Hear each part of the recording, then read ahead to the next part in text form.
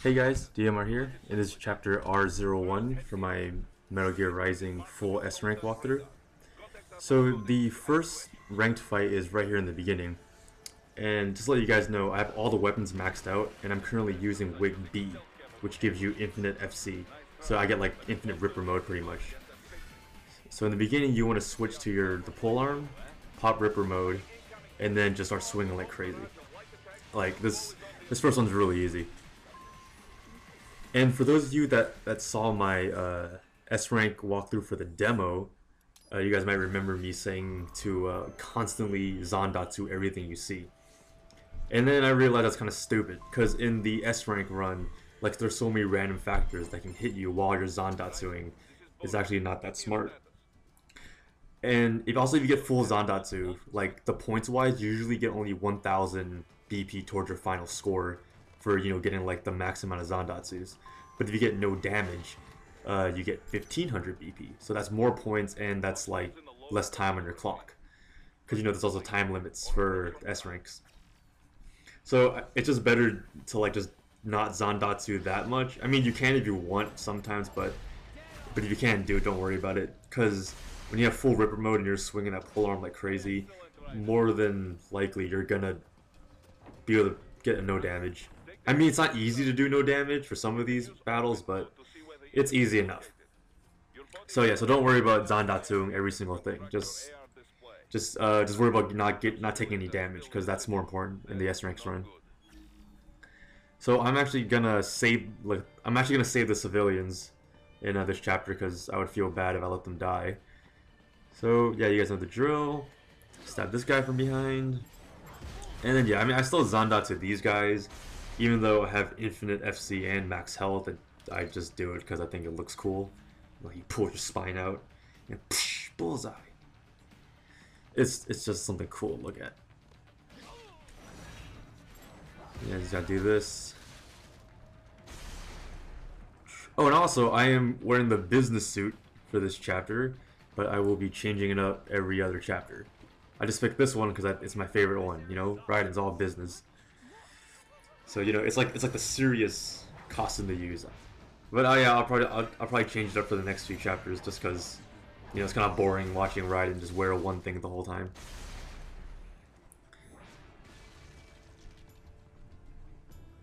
But yeah, and I think I almost accidentally. Yeah, the reason why like I didn't hit circle that fast, because I think I was hitting triangle the first few times. Just because the action button has always been triangle. I don't. Then they changed it to circle in this game, so that fucked me up. Alright, so the second ranked fight is coming up here.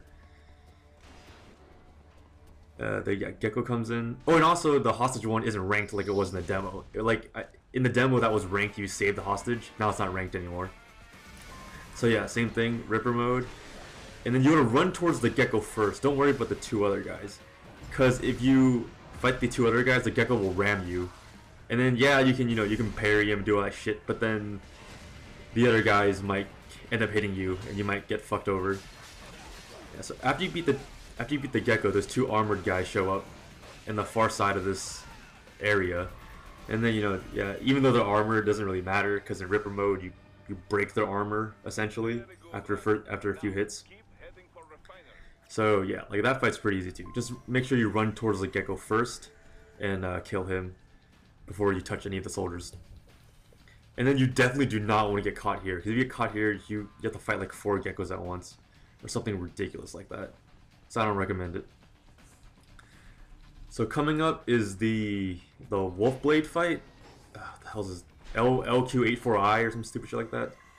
Yeah, this fight actually isn't all too bad. There is a way to beat him in like 10 seconds, but then you won't get the S rank due to like Zandatsus and hits and all that crap. So my way does take a while, but you get the S rank. Yeah, so kind of the same thing. Oh yeah, also there's a cut there because I had to redo a bunch of these fights during my playthrough. So yeah, just pop Ripper mode. And yeah, when he swings his tail, he's gonna hit you 3 times, like you saw right there. Yeah, so except he hit you once there. But in the beginning, if he hits you, he's gonna hit you about 3 times. So make sure you parry all his hits. Because Blade Wolf he's insanely easy to parry. All he has are like 2 types of hits when he's up close, when he's far away, he'll throw some knives, but you can just parry that. And he has that dumb one where he just kind of turns gold for 10 seconds and then starts jumping towards you. Like, yeah, if he turns gold, just parry. Like, it's really easy to do. And yeah, don't worry about Zandatsuing those guys, because just a waste of time. And also, you might fuck up and one of the two guys might hit you, so it's kind of dangerous. See, turns gold, just parry. I could have done a perfect parry, but I kept fucking it up due to the dumbass camera angles. Like right there, like how am I supposed to know who's on that side? But yeah, I mean, I just wasn't really concentrating when I did this fight, so that's probably why there's no perfect parries. But they are essential for future boss fights, so keep that in mind. Right, now the gekko comes in. And the gekko... I'm not sure, I don't remember what I do. Let's see. Yeah, I think he charges you. Yeah. Oh no, it doesn't charge you. Doesn't matter. Yeah, he's supposed to charge you or shoot the grapple at you, but if you're fast enough, just run towards him and kill him. Like, it's even faster. Yeah, and then, like, I don't even know how I parried that. I think I just heard him, like, charge up. Yeah, you see I'm holding, like, the block button, like, insanely early just because I just don't know where he's coming from. But yeah, and then he's pretty much, yeah, Blade Whip is pretty easy. You just gotta just maul him, just rush him down, because he gets stunned. I mean, like, you can put him in a hit stun pretty easily. Like, you just keep comboing him. And then let's slice and dice. And yeah, there you go, the first mini boss, and probably the only mini boss in this game. Yeah, what would AI know about freedom? Blah blah blah. MGS2 reference. There you go. There's your S rank. And this part I had to redo like an insane amount of times because of the stupid bridge. You guys know what I'm talking about. This bridge is fucking brutal. You have no idea how pissed off I was doing this part. Like, it's not even hard. It's not even like a combat thing. You just have to kind of get lucky with when you place your jump. Here, see?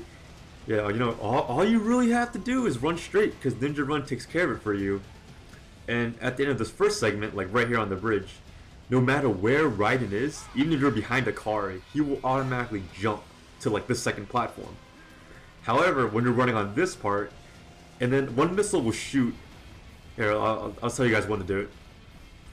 Like right here, right for that missile shoot, you have to hit jump yourself, and then time it so you jump off before it gets blown up. But anyways, the second fight, I mean the next fight here is switch to the Psy and turn on Ripper mode. Wait till it turns purple and just toss it at him. See, because when you hold the Psy for like 5 or 6 seconds, it'll turn purple, which lets you stun. And if you're in Ripper mode, it's pretty much a free kill against any airborne enemies. As soon as you throw the Psy, you'll just like track right towards them. Like you'll just track right towards them. And then don't slash anything. That's a mistake I used to do my first few playthroughs. Like you'll just fly towards them, and then when your kick hits, it should automatically kill. So here's the second civilian you need to save. Yeah, switch to your red phosphorus. I believe that's what I used. Yeah, red phosphorus. Throw it there so they get blind. Yeah, and I don't know what I did here. I remember I sliced them and I didn't even pull the spine out, but yeah. Yeah, don't worry about the other guards shooting the civilian, because the only two guys that will shoot the civilian would be like these two guys I just took out.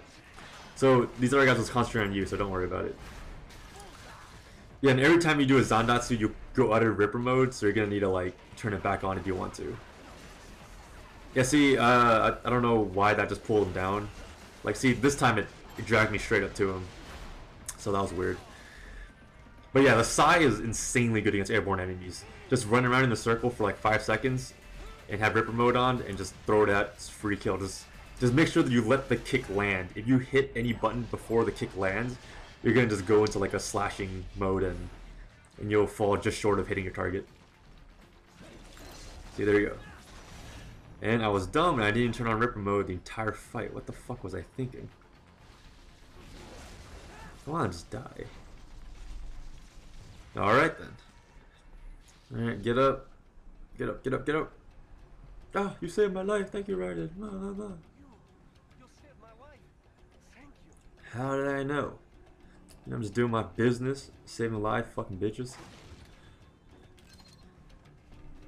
Yeah, knock the crate over. But yeah, then you gotta go all the way here. You know what? I don't even know. I don't really have to tell you guys where to go because this game is so linear. You just walk straight. Yeah. You can't skip this because when people talk, you gotta walk super slow. You see any cyborgs around here, Doc? Why not double back? I already killed them all, son. You know, back at the entrance to the old city. You know, if you... Maybe you can hitch a ride. Most likely, platoon commanders carry correct ID data for the gate. Use enhanced mode to figure out who to hit. Yeah, you know, if you, what's it called? In this one part, if you don't care about the civilian, you could just run straight from the entrance all the way to the end, like to where the switch is. And because, you know, Doctor will say, oh, you need cyborgs, and Ryan will say, there's no cyborgs around. All the enemies you ran past will immediately disappear. Anyways, yeah, there's your guy with the left arm. I highly recommend grabbing the left arm just so you don't have to worry about cutting the door, which, in my opinion, is hard as fuck because I can't do it. Yeah, alright, so there's two other guys there. Don't worry about them. Yeah, just run. Yeah, you gotta run back here because there's a secret ranked battle that you have to do to get the full S rank. So run back here, one more guy, and I missed! What the fuck? I don't know how that happened. So I just regularly dragged myself up and just slashed him. And then I miss every slash. There you go, Zantatsu. One more slider. Just run around and wait for his stun to come back. Bam. Oh, what the hell? He flew away. Is he dead? Yeah, there you go. I think that's it. Only 3 enemies, right? Yeah. Yeah, like if you throw the Sai too early, like when new enemies come in for a ranked battle, sometimes they'll miss because you have to. Because you guys know this game does have like a semi-auto tracking, you know, like when that little clear circle pops up. So you just gotta wait for that to pop, and then you can throw the Sai. Because I don't know about you guys, but I never use the actual lock-on because you know I just feel like it's really awkward and it's not a good lock-on system. So for this battle, switch to your Polearm. In this battle, it kind of requires a little luck. It all depends on the 2 rocket launcher people and the 2 guys up with rocket launchers on top of the map. So for this fight, I kind of got lucky. They decided to jump down themselves. As you can see, they're right there.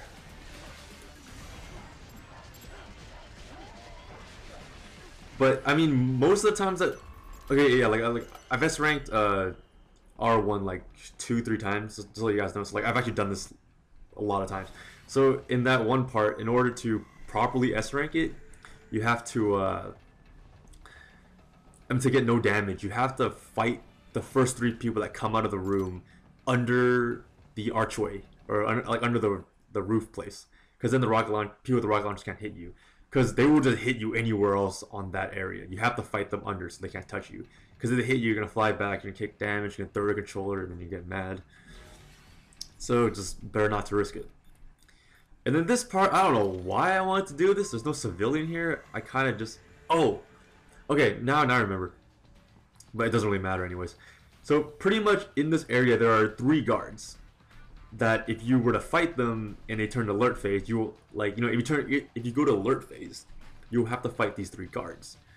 Like 2 of them are right, like one here, one below me, and there's a 3rd one really far away. But there is a gekko that is all the way by the you know, Ferris wheel area, and the thing is that gekko is part of the next ranked fight. So I'm not really sure what would happen if you like continued that ranked fight without, I mean, after alerting and killing that gekko. Like I didn't do it. I just restarted the checkpoint just in case. Because what happens is if you kill that gekko and he actually counts for that ranked fight, you would have, like, you just can't get S rank, because then you would need like the number amount of kills to get the S rank. But then again, I'm not sure. I've never done it where I killed the gekko then went to ranked fight. I've always restarted it so I can kill the gekko during the ranked fight. That's felt like that was easier. Because yeah, like I do this, then the gekko is gonna hop over, like from the ranked battle area. So what you're gonna have to do, you actually have to like jump over this rooftop so the checkpoint will load. But I kind of cut the video short. So yeah, after checkpoint loaded, you can be back up here, and then you keep the Psy. Right now, there's gonna be one gekko and one soldier in the area down there. You're gonna want to stealth kill the gekko just because it'll make your life a whole lot easier. And then yeah, just Zandatsu him if you can. And I fuck it up till the very end. And no matter what, you're gonna alert the other guy, unless you get super lucky. And you're gonna yes, kill him. Next, another cyborg in a grad is gonna show up. I think they're called grads. Yeah, they're gonna show up. Kill the cyborg as fast as you possibly can, because you do not want to deal with them while fighting the grad. Yeah. So once you have the charge of Psy, just throw it at the grad, and then he'll just be stunned for days. Once he's unstunned, just throw the Psy again, stun him again. He's really, like, they are extremely easy to fight. Yeah, because the whole time you're slashing him and doing damage to him while he's stunned, your Psy's charging. So once he gets out of stun, your Psy's fully charged again, just throw it, and then easy kill. And I don't know what ranked battle that is, like number-wise, but there you have it.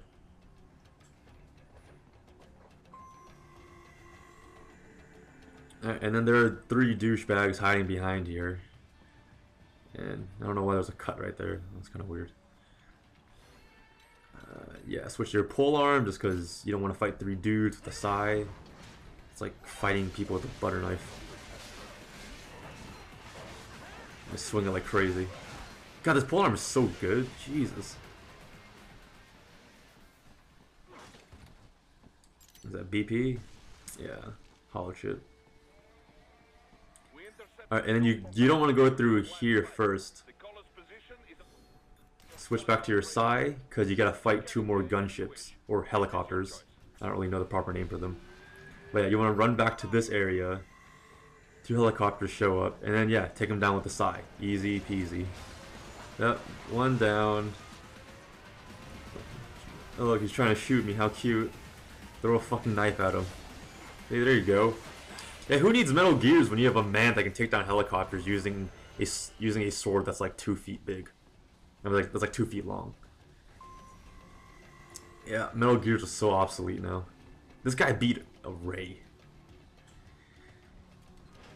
Like seriously, he beats Metal Gears. He's a normal person. I mean, he's not a normal person, but he's like, you know, a cyborg the size of a person, and he beats Metal Gears. That's so fucking powerful.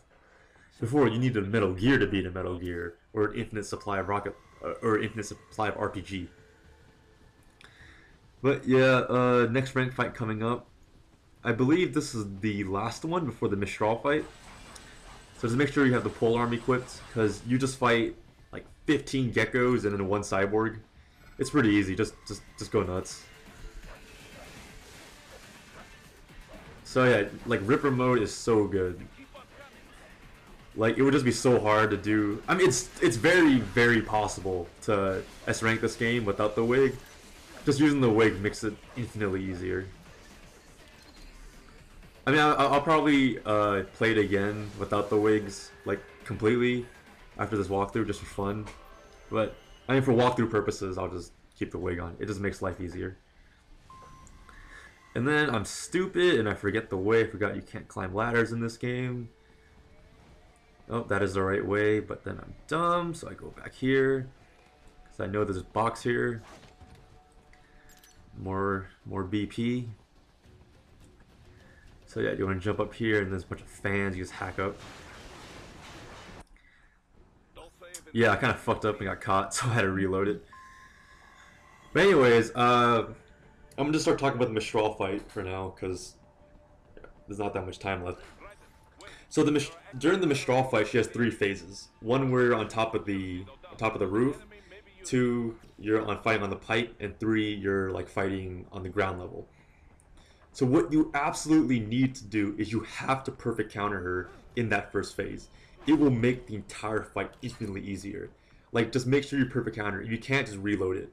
Because the thing is, in that fight, if you drag it out for too long, you might accidentally get hit by a random gekko exploding or something. And the thing is, in that fight, before those 3 phases, you reach a checkpoint. Meaning the game will auto-save for you.